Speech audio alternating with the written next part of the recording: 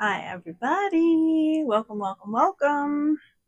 How are you? Welcome to Colorful Threads Embroidery. Welcome to a day of talking about needles. So, needles are very important to your day, very important to your sewing, very important to how things are going. So, if you're interested in learning more about needles and all the things that we need to know about needles, stick around and learn. So, I'm Juliet, and this is Colorful Threads. And today, if you haven't already, stop by and subscribe. I have all my cool things. So, don't forget to subscribe today. Don't forget to hit the bell and select all so you get all of the notifications for when I go live. And don't forget to give today's video a thumbs up. So, as of today, which is October something, 19th, October 19th, Blair. As of today, October 19th, I am not monetized and I am not an affiliate. So everything that I am showing you, I'm showing you because I want the information out there. Eventually, one day, maybe. Okay, so I am actually prepared. I made notes and I even drew a pretty horrible picture of a needle because, I was just trying to sketch it out real quick. It's really more notes for me. But I kind of went through all the important things that we need to talk about in needles, and I'm ready to go. So, the very first thing that we're going to talk about is I have the most amazing needle. If you want a really cool needle to put up in your shop that you can look at, that is a nice demonstration needle. A reminder for pay attention to your needles, because your needles are working like a dog for you. They are working hard. Your needle is what penetrates all of the garments, all of the things, all of the hats, all of the blankets, all of the bags, all of the stuff. Your needle is doing all of that work for you. So pay attention to your needle. And I have a badass needle. So I believe he's live. Hi, Candor, and welcome. So the amazing guy who created this is here with us today. I do have a link to the product in my description of the video. So if you're interested, it's going to have a wooden box that it comes in. And I believe he's going to be offering a couple of different woods. This is just a regular wood, but he's wanting to do maple and different types of boxes for the needles, so you have a storage for them. And this thing holds a secret. My needle, which is our first needle, of course, always your prototypes are different, colors. So our prototype for this is orange, which is fine, and it assembles. It has like this cool assembly thing, so it can pop together to enlarge. Let me line it up right. Look at this, guys. See that? I was trying to figure out how to talk about needles and be able to show you all the dynamics of the needle. So I had him create me this. It's so big I can't even get it all on the camera. Here we go. Way back here. All right. So, all of these things with this needle are important for you to know. All of these things we need to talk about. And so this is going to give me the ability to show you the dynamics of what's going on with your needle. So, you okay? All right. Crashing. Okay, so let's get started. Let's talk about the anatomy of our needle. This is where I get to reference my drawing, because I actually put a couple of the anatomy things on here. Oh, look, I can use it as a pointer for talking about it, because I don't normally talk about, did you know that your needle has a butt? Your butt of your needle. There's a butt to it. But it's at the top. That's weird. Anyways, okay, so There's the butt of your needle, which is this piece right here, butt of your needle. And when you put your needle up in the machine, the butt of the needle needs to go all the way up till it stops. Okay. Then you have your shank of your needle, which is this piece that goes from the shoulder up. Shank of the needle. So it starts from the shoulder, goes here, the shank of your needle. So the shank of your needle.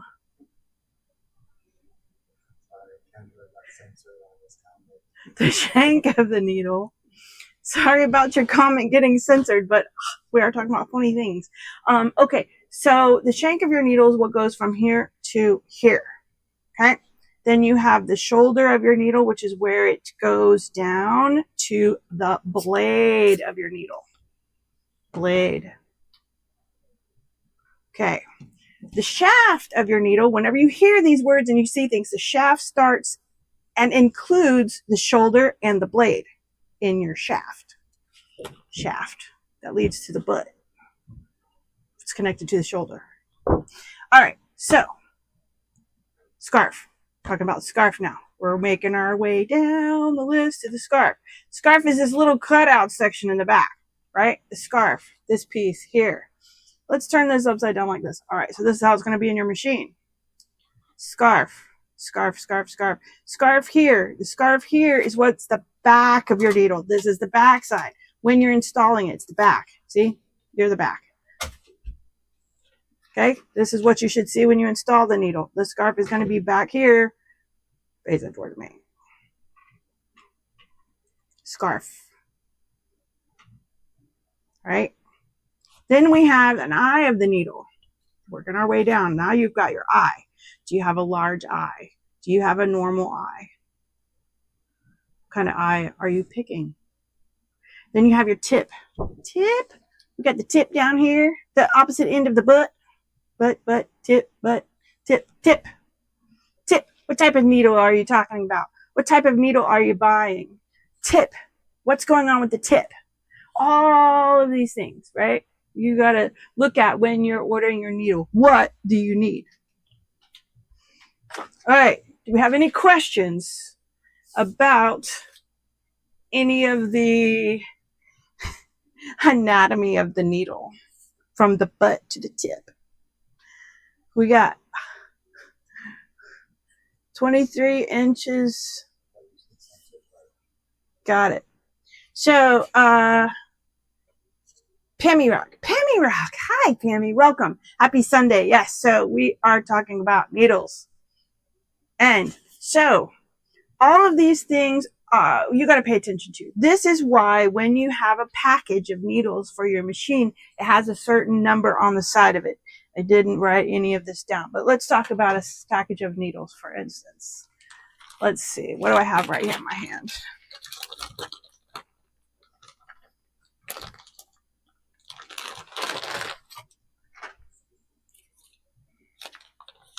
I pulled out a little piece, right? This is a little piece from Madeira. This was a sample that I got from them for the 100 needle. So, when you're ordering your needles, you got to make sure it's the right size. So, what do I mean by size? So there's 1,000 different needles that you can order out there in the world. And what your machine requires is a DBXK5. And I don't even have my pink Sharpie in here because I left it in the other room, but that's okay. I have a pink pen. It's all pink today.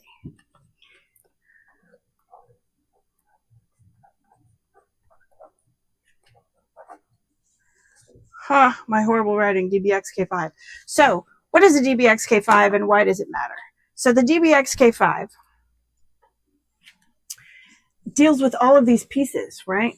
How long is your needle from the tip to the butt? How big is your shaft of the needle? How much diameter is the shaft? That's included in that DBXK5. Where is the eye in relationship to the tip and the butt? Because different needles have eyes in different positions, not just right here. So all of those requirements for our machine we are running, and today I'm in front of my Summit, you know, all commercial embroidery machines need a DBXK5 because they all use the same requirements: length, relationship of eye, diameter of shoulder. So DBXK5, that's the first thing you're going to buy. Then, now let's talk about size of needle. What size of needle do you need, and what are you doing? What is the size of a needle? So what is the size of a needle? So the sizes of the needles are weird numbers, right? You have this 75/11, which is your universal needle, because it's the needle that works really well with our 40 weight thread. How do they come up with the size of the needle? Did you know that if you measured with calipers, this part here, a 75 needle, it's going to be 0.75 millimeters wide. 0.75 millimeters. So that's pretty small. That's how you get the measurement. How wide is this? So a 100 needle is a 1 millimeter needle. So if you're sewing stitches that are smaller than that, you can't use a big needle. So we're going to get into all that. All right. So what size of needle do you need? Well, we're going to figure all of that out, because a lot of different things are going to determine what size of needle you need, what size eye you're wanting to try to buy, what type of tip you're going to be using, right? So, and the sizes that will work on our machine vary from a 60, which is going to be the smallest and thinnest needle that we can use, all the way up to a 100 needle is the largest that we can use on our machine. So, you can find everything you need in that. What do we have? Another chat. DBXK5. Yes, thank you. Thank you, Drew Escapes. All right. So the first thing that I do when I am looking at needles is I want to match the thread that I'm using to my needle. My needle to my thread. Needle to my thread. So the 75/11 needle that comes standard in your machine, which is your universal needle, is what's designed for our 40 weight thread. So let me kind of give you an idea what that looks like. When I say you want to match your thread to your needle, I'm going to use this lace trim that I have to demonstrate what that looks like. You're trying to match this, right? How's that thread go in that groove? Fits in that groove, right? That's what you're matching your thread to, is that groove. Will the thread go in that groove? Will it stitch? When you go to the 65 and 60 needles, which are skinnier and skinnier, smaller, right? This is smaller and smaller. So then it's going to hug that 40 weight thread tighter and tighter. You're going to have nothing but thread breaks on a 60 needle using a 40 weight thread. We're talking about 40 weight thread. And then with your 65 needles, you might get a few less thread breaks. With your 70 needles, maybe even less. But we're talking about the thread breaks are happening because this channel in your needle, and it's just the channel is too small for the needle. So it's going to get caught in here because your fabric is wrapping around this needle. And this channel is where the thread can slide like this, right? Sliding through that channel. If I didn't have that channel there, I wouldn't be able to slide the thread through. So the smaller your needle around your 40 weight thread, the tighter it gets, the more it's going to snag and hold it.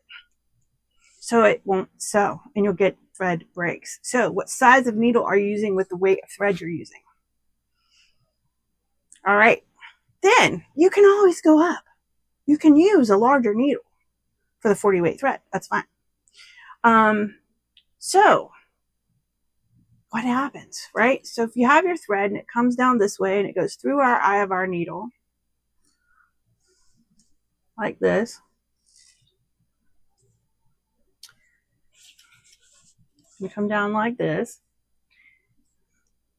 What happens is when your needle penetrates your garment, right here is where it gets trapped, right? So on the back side of this needle, now I'm holding it with my thumb. The back side is getting pinched and held in place so that as this needle goes down, let's see if I can do this. Can you hold this thread up high for me? Thanks, like that, yeah. So as this needle goes down,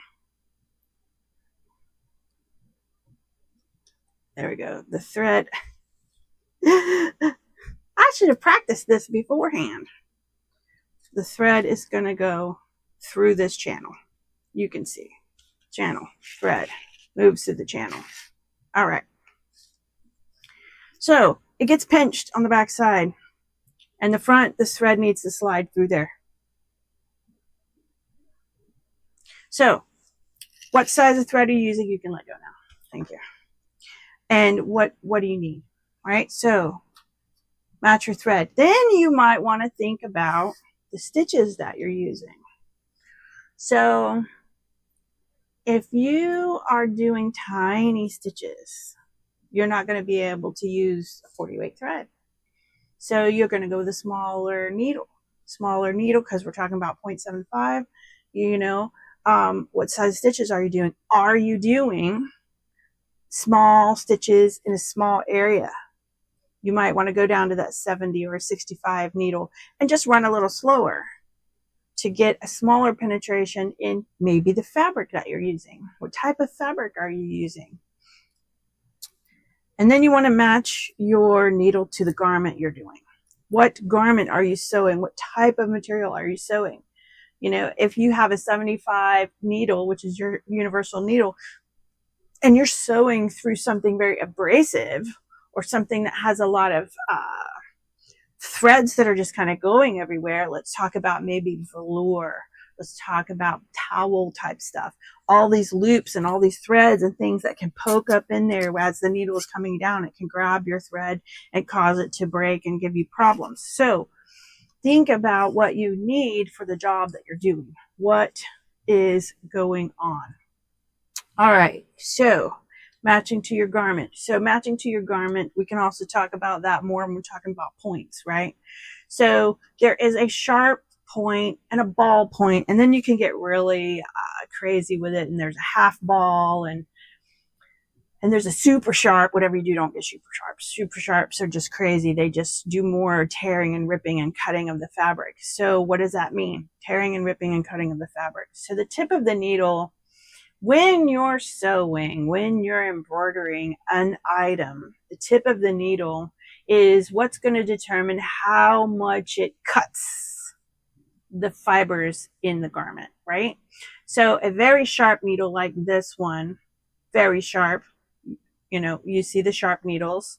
This needle is going to give you success in embroidering on a lot of things because it's going to pierce and puncture.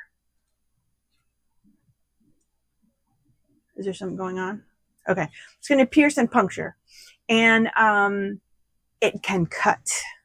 So if you're sewing through a fabric that has really super fine threads in it, there's this new wicking dry fit shirts that are out right now that have these really, really, really thin threads with 1,000 stitch count per inch. That's a lot of threads that you're piercing with one needle. What kind of needle do you need for that type of fabric? As sharp is going to penetrate and cut.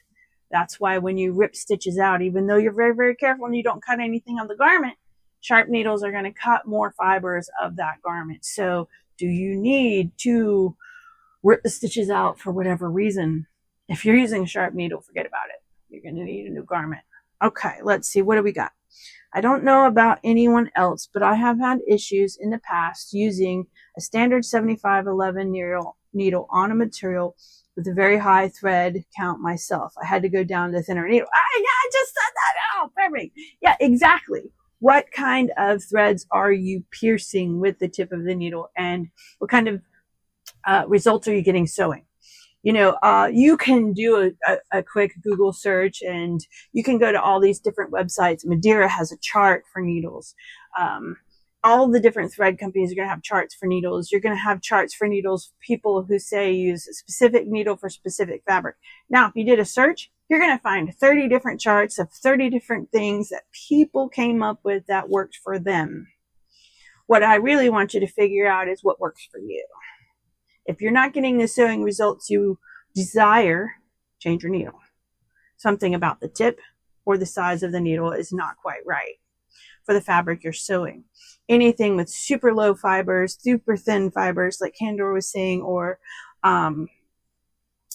can be affected by just the tip of your needle. So what are you buying? What do you need? That's what we're here to talk about, right? So that's points.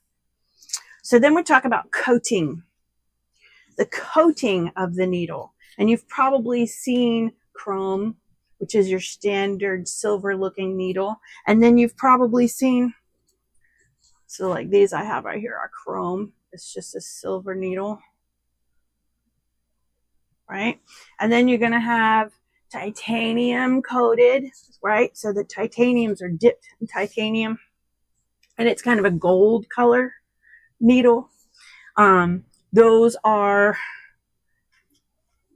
out there. And then you also are going to find there's a no stick or a cool sew needle, depending on whether or not you're looking at Schmetz or Organ, right? So those are the three main coatings that you're going to find out there. What does that mean? Your chrome needle that's been dipped in chrome, nice, right? The chrome needle has more flex, and I'm not going to flex this because I don't want to break it, but it has more flex. So if you've got a lot of deflection, or if you're going through hats or something, you really want to go with that chrome needle, because a titanium needle has been dipped in titanium, which is hard, right? So it stiffens the needle, and instead of getting that wiggle and that deflection of your needle to kind of wiggle its way down through that hat, what you might end up with is more broken needles, because that titanium is not going to give like the chrome dip needles do. So what do you need in as far as like stiffness goes? Maybe instead you go up to a chrome 80 or 85 needle. Maybe you need a 90 for that hat in chrome as compared to titanium.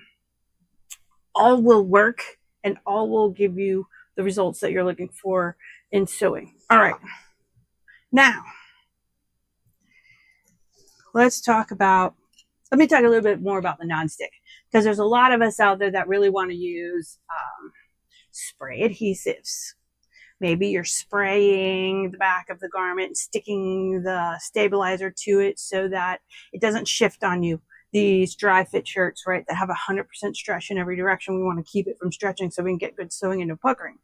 Spray adhesives, you really want to use that cool sew needle that's dipped, and it's kind of like a shimmery blue. I have a couple of packs, but I have moved stuff around. I couldn't find them. That cool sew needle is also for sticky stabilizer. There's a lot of you out there who like to use the sticky stabilizer.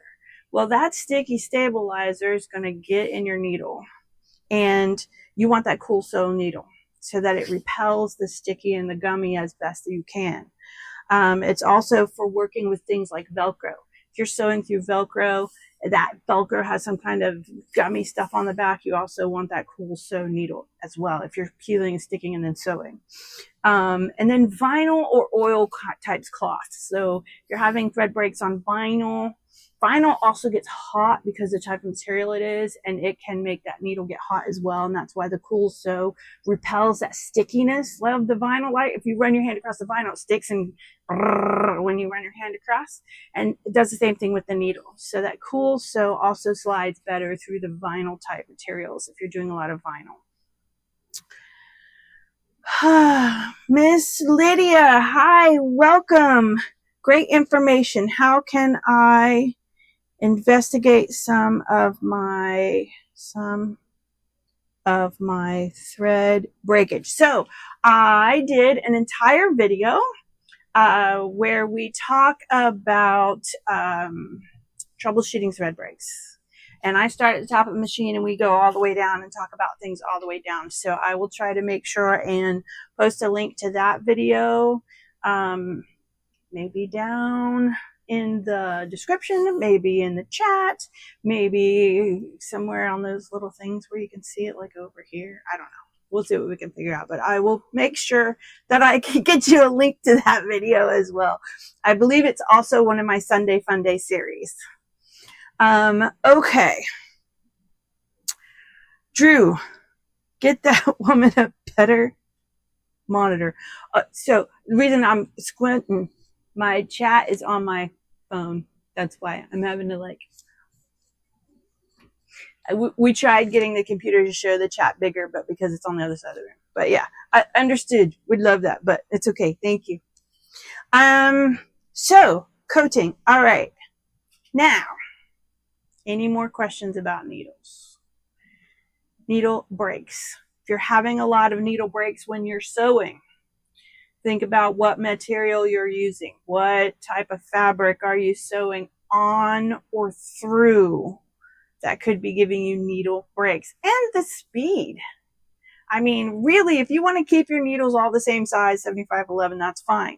But if you're having needle breaks, slow down. Needle breaks are speed issue, right? Because now we're talking about deflection that happens with the needle again, right?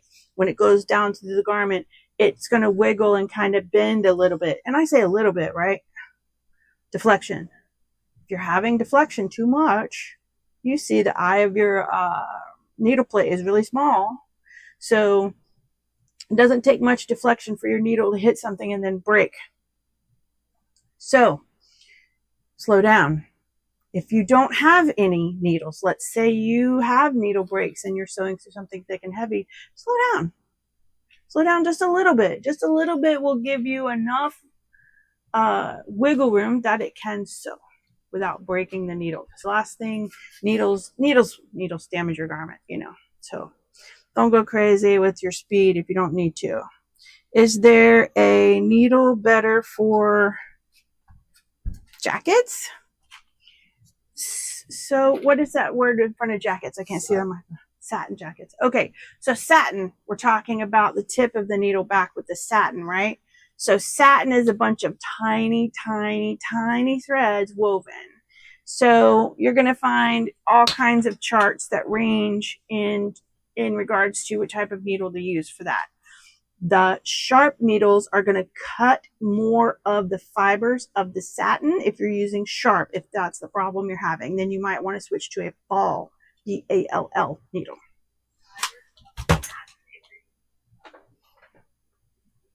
What's the comment? There's a new comment. Ballpoint works best for me. Well, ballpoint, yeah. Yep. Thanks for being around, Candor. Yes, so you might want to switch to a ball for that. And that's talking about what type of fiber you're piercing through. And the ball will cut less of those fibers, but it's still going to cut fibers. You could also slow down and allow the needle time to penetrate the satin as well. So, speed, needle breaks, slow down if you don't have thicker needles. If you want to keep going at the same speed, you're going to have to go with a bigger needle so that it can handle the density of the item that you're sewing through. Okay, so talked about sizes, we talked about points, we talked about coding, we talked about all of the things. So I have a couple of samples of things, right? So I deal with all kinds of different threads and stuff. So I also brought, and I don't even know if you can see it much, but this needle that I had out earlier with the little sample, right? This, the 100 needle. So I have my 100 needles in order to sew through my Vermilana thread. Vermilana thread. What is Vermilana thread? We're only going to quickly talk about it. Vermilana thread is a 12 weight thread. So we're talking about weights of thread, right? And matching it to the needle. So this is very, very, very thick. And of course I pick a green color and I'm wearing green. That ain't going to work. Here we go. I got a gray one. I'm wearing black. What's gray going to do? I'm just having a horrible choice of threads. So Vermilana thread, it's really, really, really thick. It's a wool thread. Look at how thick that is compared to my 40 weight thread, right? Very, very, very, very different. So this Barmelana thread, which is amazing, right? Perfect. Setting up my chat. Thank you. It's thicker. So you're using a 100 needle with this because you need that large eye and you need that long groove. I also have, not much of it because I haven't done a lot of it, but I have in a little baggie a needle that is a 60 needle, which is the thinnest little needle that I can get a hold of. And I have one spool of 75 weight thread. This is the thinnest thread that you can get, which is also referred to as angel hair. It's 75 weight, so it's very, very, very thin. And this is what's going to give you larger detail in a smaller area. So I think Candor is one of the people that I talk about very often, who's here. He made it a mission to master this thread and master using the 60 needle with the 75 weight thread, and doing small things. I don't even remember what project it was that he had to master it for, but somewhere he sent me a picture where he did a quarter, and right next to it was a quarter, and it looked exactly the same, and you could read it. So what type of thread are you doing? This is angel hair. So this is basically half your 40 weight. So if you take your 40 weight thread and you twist it and you unspool it, there's 2 strands. It's about what you're getting. It's crazy. Your 2 strands from your Madeira. That's what you're working with. Tiny, tiny, tiny, tiny, tiny stuff. So you're going to need a smaller needle so you get those details. You can sew this thread with a bigger needle, but it's still not going to give you the details because remember, we're talking about the hole, right? So the needle is going to pierce. If you're doing tiny stitches, 0.2, 0.3 millimeter long stitches with this tiny stuff,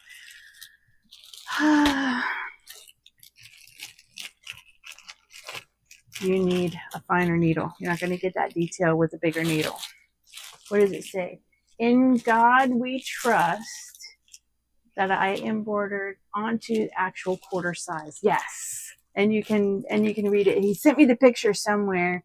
And I've since lost it on that phone. I can't find it, but that's fine. If you find that picture, text it to me, Kendor, and I'll post it somewhere.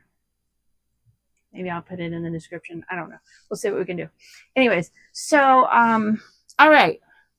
If you have any more questions about needles, please don't forget to send me the questions. I was just looking for the image and couldn't find it. Go through old pictures. Yeah, no worries. If you can't find it, that's fine. But maybe what I'll do is I can use that picture if you will allow me to do a community post. That's where I can put it, and then we can also link to the video. Okay, so now what's going on with your thread and your needle? I lost my thread. Of course, it's on the ground. So what's going on? Let's talk about why does your instructions that come with your machine, your manual, tell you that you need your needle at 5 degrees? What is 5 degrees? How do you know what 5 degrees is? How do you figure that out? Because what's happening is when you have your thread in this needle, right, and you're sewing, and you come down, so the needle goes all the way through the garment like this, and then the needle will come back down just a little bit. This is going to be in the channel, and what happens is you get a bubble out the back of your needle here, and this bubble out the back of your needle follows the path of that needle, right? It goes straight out behind it. So however your needle is orientated in the machine,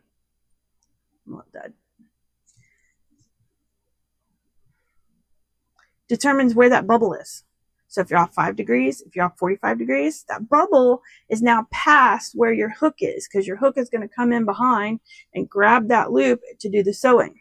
So if your loop is too far gone or too far back, it's not going to catch it. It's not going to be in the right position. It's going to be either early or late.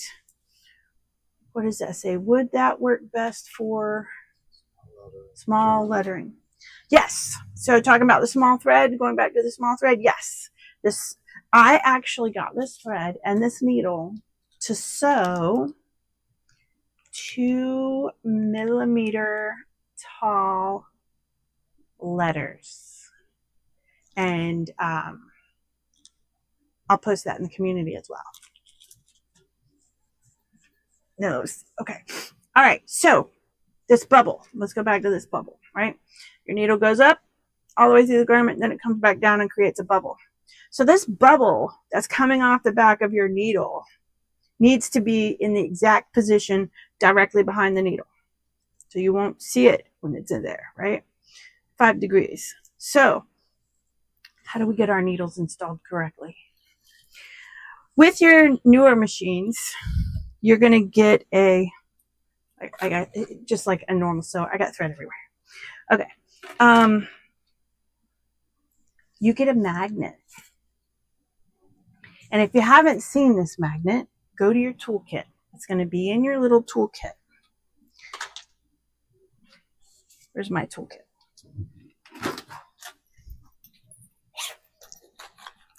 In your toolkit that came with your machine, there's going to be a little baggie. And in this baggie, there's going to be a couple of little screwdriver. Well, I put a little screwdriver. You're going to have some spare pieces and parts and tools and things, right? And in this little baggie, you're going to find a magnet. If you don't have the magnet, or you've lost the magnet, or you didn't get a magnet, I'm going to have a link down in the description as well where it's already there. Thank you. There is a link down in the description where you can get a magnet and you can get a decal. So let's now switch over to installing our needle correctly in our machine. So give me the stool so I can sit down in front of my machine, please. My stool, my old stool with my painting. All right. Get down here.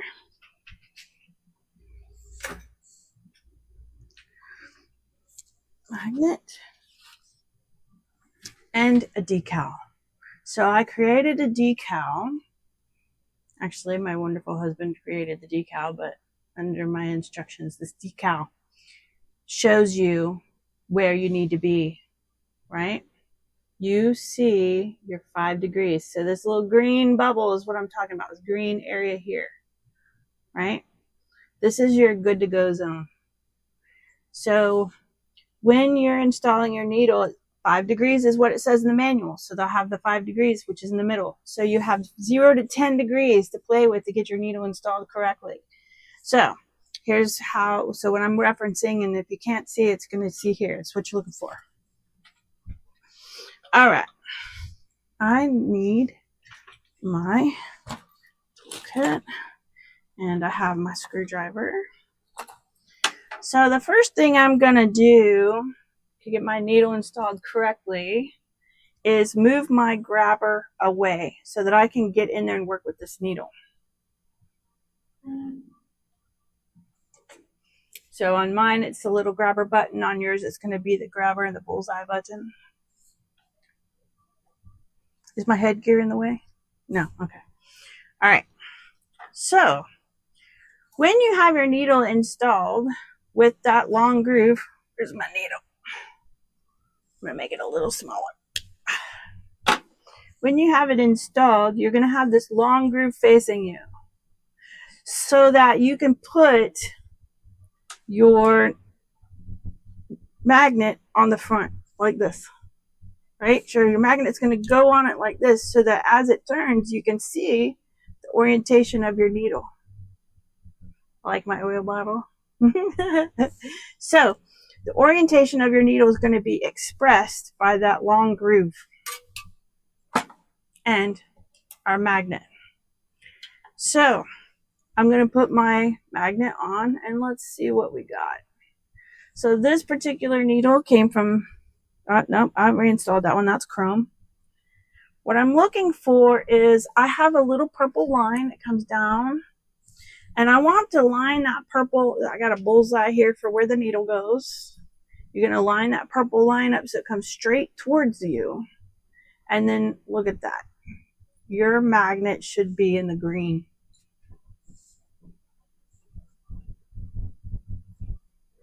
Perfect. Let's see what this one next to it is. The one next to it is right at 10 degrees, so it's still good. Is there a little bit too much reflection? Is that better?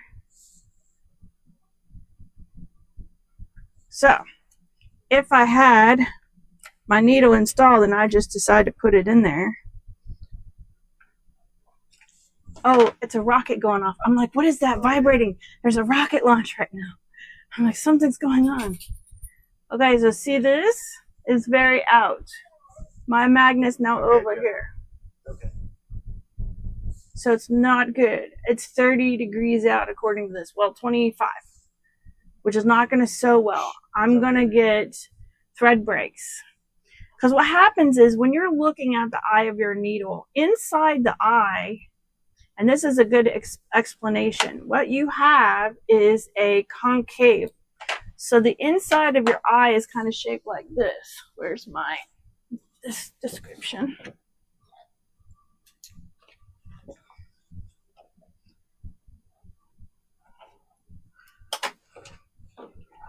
So the eye of your needle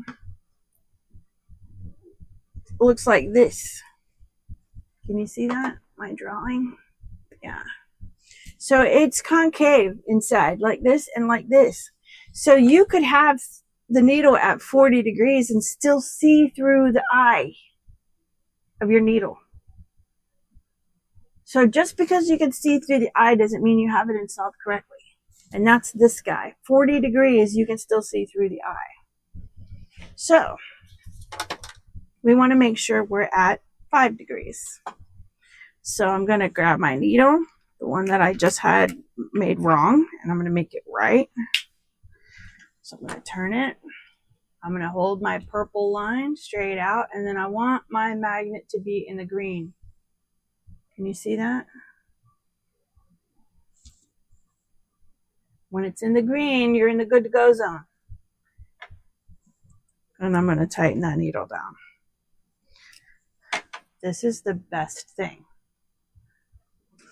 Haha, my bare feet. Bare feet. I'm sewing bare feet. It's fine. That's okay. The amount of precision